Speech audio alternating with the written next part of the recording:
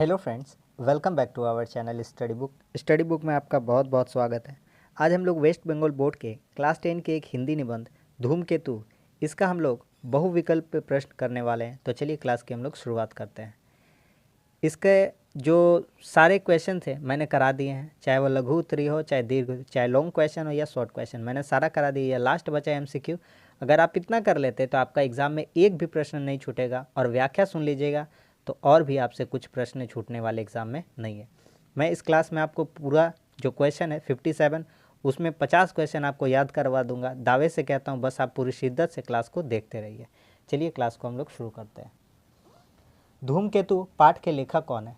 तो सबसे पहला क्वेश्चन यही रहता है कि धूमकेतु पाठ का लेखक कौन है। हर जो चैप्टर है उसके लेखक और कवि जो भी आपको याद करने होते हैं। तो डॉक्टर गुणाकर मूले हैं। कौन है? डॉक्टर गुणाकर मूले जी। ठीक है, ये आपको याद होना चाहिए। ठीक है भैया, आगे बढ़ते हैं। धूमकेतु हिंदी की किस गद्य विधा की रचना है? तो क्या यह एकांकी है? नहीं है। आत्मकथा है, मतलब किसी के बारे में नहीं है। कहानी है? नहीं है। यह एक निबंध है। क्या है? निबंध है। हमने पढ़ाया था अच्छे से, धूमकेतु क्या है? एक निबंध है। धूम का अर्थ क्या होता है? जिसने मेरे साथ साथ पढ़ा है उसको बहुत ही अच्छे से पता है कि धूम का अर्थ धुआं होता है और केतु का अर्थ होता है पताका। आगे पता चलेगा। 3 क्वेश्चन आपको याद हुआ कि नहीं होगा? आप आंख बंद करिए और मेरे साथ साथ बोलते चलिए।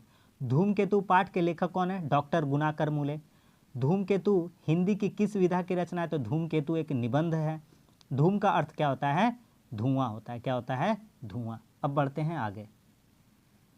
देखिए, केतु का अर्थ क्या होता है? अभी हम बताए थे, केतु का अर्थ होता है पताका। क्या होता है? पताका। तो ऑप्शन नंबर कौन सा सही है? ग नंबर सही है। धूमकेतु को कौन सा तारा कहते हैं? तो धूमकेतु को पुच्छल तारा कहते हैं। क्या कहते हैं? पुच्छल तारा। ध्रुव तारा कहते हैं? नहीं। शुक्र तारा कहते हैं? नहीं। मेष तारा कहते हैं? नहीं। पुच्छल तारा कहते हैं। ऑप्शन से भी आप एलिमिनेट कर पाइएगा एग्जाम में आराम से। आगे आते हैं। धूमकेतु को क्या कहते हैं? ध्रुव तारा कहते हैं? नहीं। कर्ण और अर्जुन कहते हैं? नहीं। सप्तऋषि तारामंडल कहते हैं? नहीं। कुछ भी तो आंसर नहीं हुआ, तो हो जाएगा इनमें से कोई नहीं। घ नंबर ऑप्शन हो जाएगा। क्या हो जाएगा? घ नंबर, कि इनमें से कोई भी नहीं। ठीक है, चलिए फिर से याद कराते हैं। केतु का अर्थ पताका, धूम का अर्थ धुआं। धूमकेतु को कौन सा तारा कहते हैं? पुच्छल तारा। धूमकेतु को क्या कहते हैं? तो इनमें से कोई भी नहीं कहते जो ऑप्शन में दिया गया है। 6 क्वेश्चन में आपको उम्मीद करते हैं 5 क्वेश्चन याद ही हो गया होगा। अब बढ़ते हैं आगे। उल्का किस वेद में प्रयुक्त हुआ है? तो ऋग्वेद में प्रयुक्त हुआ है? नहीं। सामवेद में हुआ है? नहीं। यजुर्वेद में हुआ है? नहीं। अथर्ववेद में हुआ है? किस वेद में हुआ है उल्का शब्द का प्रयुक्त हुआ है? उल्का शब्द का जो उल्लेख हुआ है किसमें? अथर्ववेद में। बराहमिहिर हुए थे 6ठी शताब्दी में। कौन सी शताब्दी में? 6ठी, यानी कि 600 में समझ लीजिए। ठीक है, 6ठी शताब्दी में। तो ऑप्शन नंबर कौन सा सही है? ख नंबर। वृहत संहिता के रचनाकार कौन है? बराहमिहिर जी है। कौन है? बराहमिहिर। और बराहमिहिर क्या है? एक ज्योतिष है, जो कि हम लोग आगे क्वेश्चन में पढ़ेंगे। तो इनसे 3-4 क्वेश्चन जो बनेगा डायरेक्ट आपको याद हो जाएगा। बराहमिहिर 6ठी शताब्दी में इनका जन्म हुआ था। एक ये क्या थे? ज्योतिष थे। और वृहत संहिता इनकी प्रमुख रचना थी। ठीक है, आगे आते हैं। उल्का शब्द किस वेद में आता है? अथर्ववेद में। बराहमिहिर किस शताब्दी में हुए थे? 6ठी में। वृहत संहिता के रचनाकार कौन है? बराहमिहिर जी। आगे बढ़े। बराहमिहिर थे इतिहासकार थे? नहीं भैया। वैज्ञानिक थे? नहीं। पुरातात्विक थे? नहीं। अभी तो आप बताए भैया, क्या बताए थे? ज्योतिषी थे। क्या थे? ज्योतिष थे। ऑप्शन नंबर घ। धूमकेतु के उदय अस्त का काल गणित की गणना से पाया जा सकता है? नहीं, बराहमिहिर जी ने कहा था कि नहीं पाया जा सकता है। ठीक है ना, बराहमिहिर जी ने क्या कहा था कि धूमकेतु के उदय अस्त का काल गणित की गणना से पाया जा सकता है। तो बराहमिहिर जी ने क्या कहा था? नहीं पाया जा सकता है।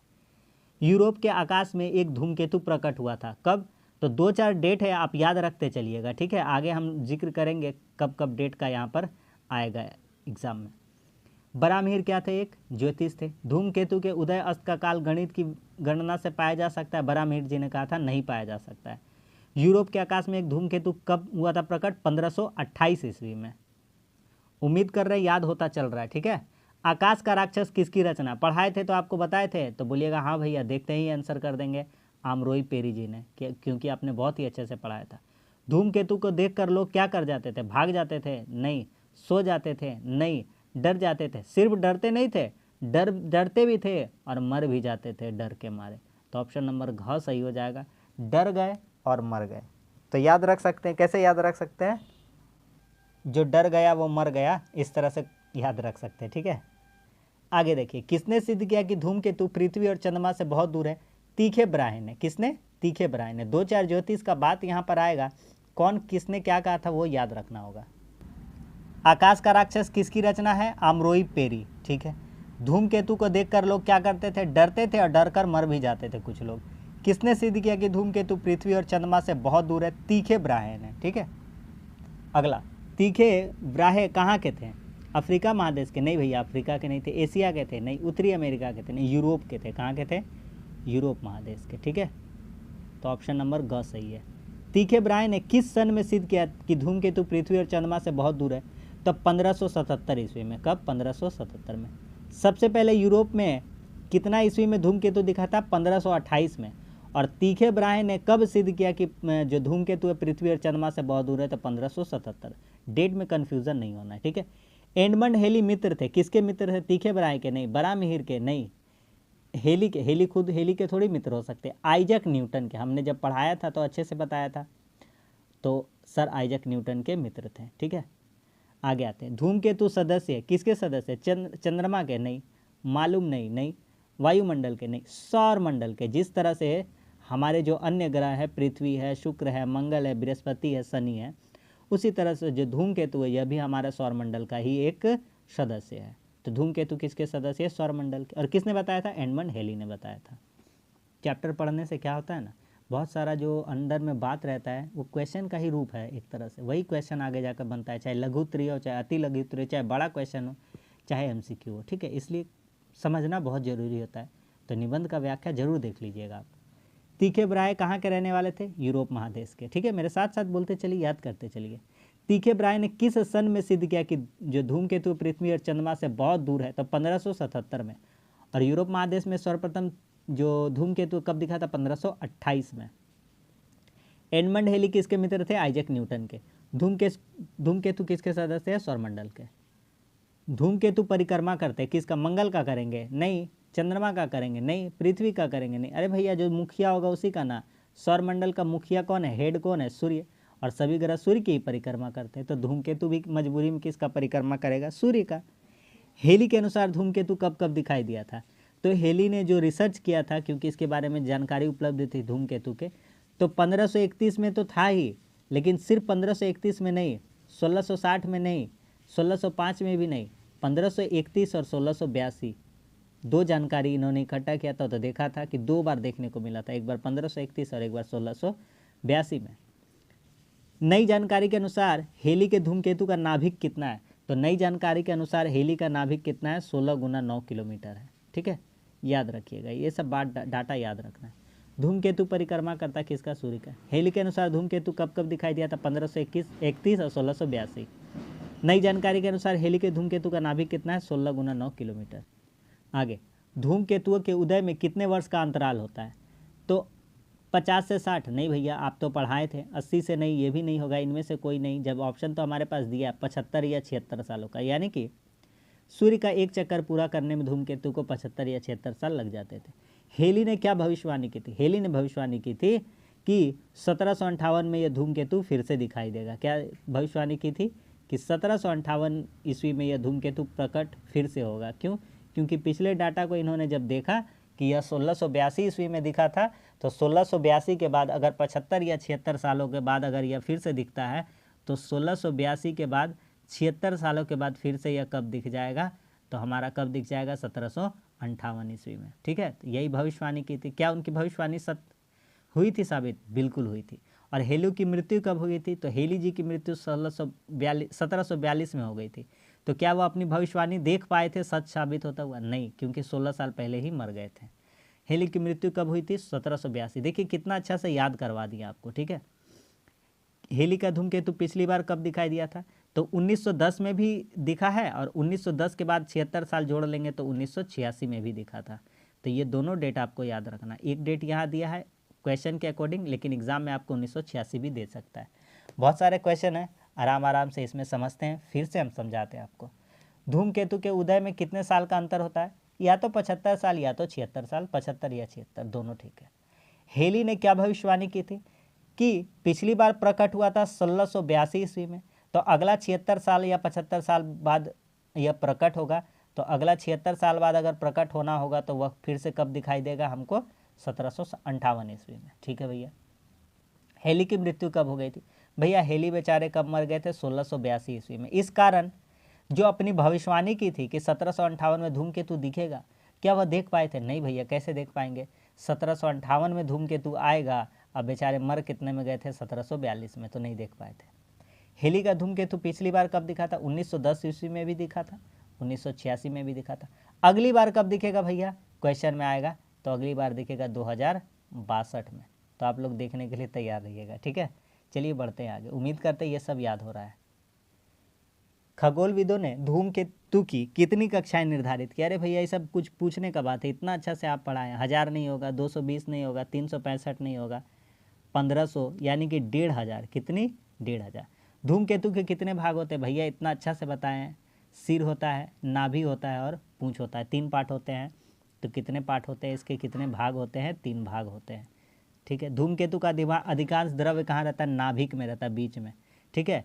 आप पानी पीते हैं, पानी कहाँ जाता है? पेट में जाता है, पेटे में ना नाभि वहीं पे पास में होती है। तो इस तरह से ट्रिक से याद कर सकते हैं कि कहाँ पे ज़्यादा द्रव्य रहता है। द्रव्य मतलब पानी जैसा समझ लीजिए चीज़, द्रव्य मतलब पानी होता है नाभिक में। ठीक है, चलिए याद करवाइए भैया।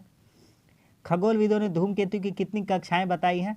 तो 15,000 माफ़ कीजिएगा 1500 कक्षाएं यानी कि 1500 कक्षाएं। धूमकेतु के कितने भाग है भैया? सर है, नाभि है, पूंछ है, यानी कि कितने भाग है? 3 भाग हैं। धूमकेतु का अधिकांश द्रव्य कहाँ रहता है भैया? पेट में रहता है, पेट यानी कि नाभि बीच में रहता है। ठीक है, आगे बढ़ते हैं। अगला, नाभिक का व्यास कितना होता है? यहाँ से 2-3 को क्वेश्चन और याद करते चलते हैं। नाभिक का व्यास कितना होता है? आधे किलोमीटर से, ठीक है,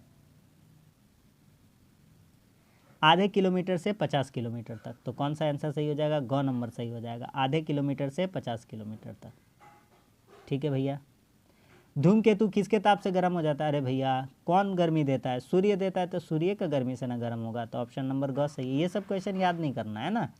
धूमकेतु के सिर का घेरा हो सकता है, जो सिर का घेरा है हजारों लाखों किलोमीटर तक हो सकता है। कितना हो सकता है? हजारों लाखों किलोमीटर तक। चलिए भैया फिर से थोड़ा याद करवा दीजिए। नाभिक का व्यास कितना हो सकता है? आधे किलोमीटर से 50 किलोमीटर तक। ठीक है। धूमकेतु किसके ताप से गर्म होगा भैया? सूर्य के। धूमकेतु के सिर का घेरा कितना हो सकता है? हजारों लाखों किलोमीटर हो सकता है। धूमकेतु की पूंछ का विस्तार कितना होता है? 20 करोड़ किलोमीटर, 20 करोड़ किलोमीटर। ठीक है। धूमकेतु की पूंछ होती है, पूंछ का होता है सूर्य का उल्टा दिशा में। पढ़ाए थे तो बताए थे, कहाँ होता है? सूर्य की विपरीत दिशा में। ठीक है। धूमकेतुओं की पूंछ होती है, कैसी होती है? मटमैली होती है? नहीं भैया, धूमकेतु है पूरा लाइट से चमकता रहता है, लाइट जैसा, तो धुएं की तरह नहीं। इंद्रधनुषी होती नहीं, बहुत चमकीली होती है। कैसी होती है? बहुत चमकीली होती है। ठीक है। धूमकेतु जब 2062 में आएगा तब देख लीजिएगा आप लोग। ठीक है, तब ये चैप्टर याद करिएगा, बोलिएगा भैया बताए थे। ठीक है। धूमकेतु की पूंछ का विस्तार कितना हो सकता है? 20 करोड़ किलोमीटर तक। धूमकेतुओं की पूंछ होती है सूर्य के उल्टी दिशा में यानी विपरीत दिशा में, और धूमकेतुओं की पूंछ होती है बहुत चमकीली होती है। आगे, सभी धूमकेतु सूर्य की परिक्रमा करते हैं। हम जब बताए थे कि जो सभी जो ग्रह है वो समतल में करते हैं, लेकिन जो धूमकेतु है सूर्य की परिक्रमा अंडाकार कक्षा में करता है। कैसा कक्षा होता है इसका? अंडाकार होता है। कैसा होता है इसका जो कक्षा होता है यह कैसा होता है? अंडाकार होता है। कैसा होता है? अंडाकार। धूमकेतु ग्रह के समतल के साथ कई अंशों का कोण बनाकर परिक्रमा करते हैं। तो ऑप्शन नंबर क्या हो जाएगा? ख नंबर। समतल के साथ क्या करते हैं? एंगल का कोण बना लेते हैं, इसीलिए यह अंडाकार कक्षा में परिक्रमा करते हैं। बहुत छोटी कक्षा में भ्रमण करने वाला धूमकेतु सूर्य की परिक्रमा करते हैं कब कितना में कर लेता है? बहुत छोटी कक्षा में परिक्रमा करता है जब धूमकेतु। एक साधारण धूमकेतु को एक चक्कर लगाने में 75 से 76 साल लग जाता है, लेकिन बहुत छोटा कक्षा में जो धूमकेतु चक्कर लगाता है सूर्य का, वो मात्र 3 से 10 साल के भीतर ही एक चक्कर लगा लेता है। तो ये वाला ऑप्शन आपका सही हो जाएगा, क नंबर। समझ में आ रहा है कि नहीं आ रहा? फिर से देखिए, सभी धूमकेतु सूर्य की परिक्रमा करते हैं अंडाकार कक्षा में। धूमकेतु ग्रहों समतल के साथ कई अंशों का कोण बनाकर परिक्रमा करते हैं, और बहुत छोटी कक्षा में जो धूमकेतु भ्रमण करते हैं वह सूर्य की परिक्रमा 3 से 10 साल के भीतर ही कर लेते हैं। धूमकेतु अंतरिक्ष में चले जाते हैं बाहरी पिंडों के प्रभाव से। जो बाहरी पिंड है उनके प्रभाव से धूमकेतु कभी कभी सूर्य जो अंतरिक्ष है उनसे दूर चले जाते हैं, अंतरिक्ष में चले जाते हैं। धूमकेतु के पूंछ में से हमारी पृथ्वी गुजर सकती है, बिल्कुल गुजर सकती है, और गुजर भी जाएगी तो इसका कोई भी प्रभाव हमारी पृथ्वी पर नहीं पड़ेगा। धूमकेतुओं का अध्ययन होता है अंतरिक्ष में होता है, नहीं अंतरिक्ष में नहीं होता, वैज्ञानिक में होता है, नहीं होता, पुरातात्विक केंद्र में होता है, नहीं, धरती की वेधशाला में होता है। ऑप्शन नंबर ख। जापान ने हेली के धूमकेतु के पास कितने यान भेजे हैं? 2 यान भेजे, जब पढ़ाए थे तो बताए थे। ऑप्शन नंबर क सही है। धूमकेतु अंतरिक्ष में चले जाते हैं वाह्य पिंड के प्रभाव से। धूमकेतु की पूंछ में से हमारी पृथ्वी गुजर सकती है, हाँ। इसका क्या प्रभाव पड़ेगा? कोई भी प्रभाव नहीं पड़ेगा। धूमकेतु का अध्ययन कहाँ होता है? धरती की वेधशाला में। जापान ने हेली के धूमकेतु के पास कितने यान भेजे? 2 यान भेजे। आगे, धूमकेतुओं के नाभिक से प्रति सेकंड कितनी टन धूलि उत्सर्जित होती है? तो धूमकेतु के नाभिक से प्रति सेकंड 10 टन धूलि उत्सर्जित होती है। किताब में जब पढ़ा रहे थे तो इसका लास्ट लाइन में यही सब लिखा था। धूमकेतु हेली के नाभिक से गैस उत्सर्जित होती है कितनी? यहाँ पर धूलि उत्सर्जित हो रही है 10 टन, और गैस कितना हो रहा है? 30 टन। तो याद रखना है भैया, बहुत कन्फ्यूजनिंग सवाल है, बहुत ही अच्छा सवाल है। यहाँ भी 30 टन है, यहाँ भी 30 टन है, याद रहेगा।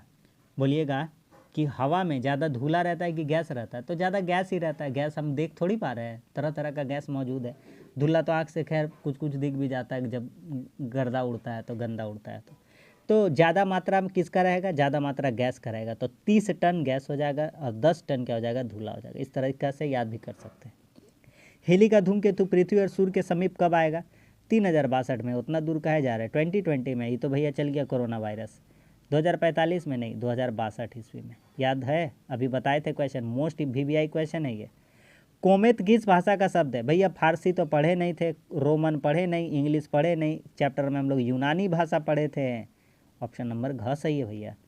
फिर से बताइए, धूमकेतु के नाभिक से प्रति सेकंड कितनी टन धूलि निकलती है? अच्छा, धूला 10 टन, गैस कितना निकलता है? 30 टन। ठीक है भैया।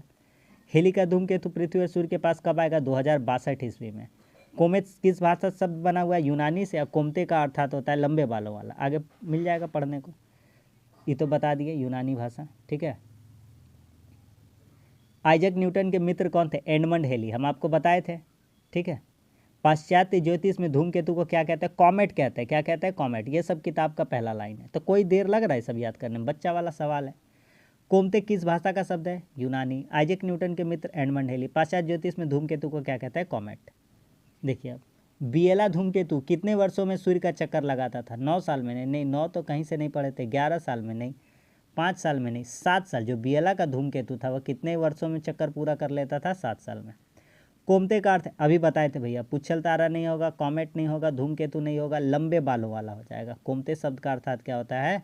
लंबे बालों वाला। गुरुत्वाकर्षण की खोज किसने की थी? बचपन से पढ़ते आ रहे भैया, न्यूटन जी ने। ठीक है। चलिए, बिएला का धूमकेतु कितने साल में सूर्य का चक्कर लगाता था? 7 साल में। कोमते का अर्थ क्या है? लंबे बालों वाला। गुरुत्वाकर्षण की खोज न्यूटन साहब। आगे, धूमकेतु का अधिकांश द्रव कहाँ रहता है? अरे भैया अभी तो आप बताए थे, ये सिर है, ये नाभि और ये आपका पूंछ है, तो अधिकांश द्रव्य पानी पेट में रहता है। पेट यानी नाभिक। ऑप्शन नंबर क सही है। याद हो रहा है? ट्रिक से भी याद करवा रहा है। खगोलविदों ने अब तक धूमकेतु की कितनी कक्षाएं? भैया अभी तो बताए थे 1500 यानी कि 1500। आकाश के राक्षस क्या है? एक पुस्तक है, याद है? पुस्तक आमरोही पेरी ने लिखा था। किसने लिखा था? आमरोही पेरी ने। आगे मिल जाएगा तो ठीक है।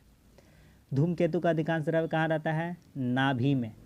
कितनी कक्षा निर्धारित की है खगोलविदों ने? 1500 धूमकेतु की। आकाश के राक्षस क्या है? एक पुस्तक है, आमरोही पेरी का पुस्तक है। लास्ट देखते हैं, धूमकेतु को कैसा तारा कहते हैं? अभी तो शुरू में पढ़ा दिए थे भैया, पुच्छल तारा कहते हैं। कैसा तारा कहते हैं? पुच्छल तारा। अच्छा, गुच्छल तारा में आंसर मार रहे हैं, देखिएगा ध्यान से, पुच्छल तारा हो जाएगा। ठीक है, ग नंबर।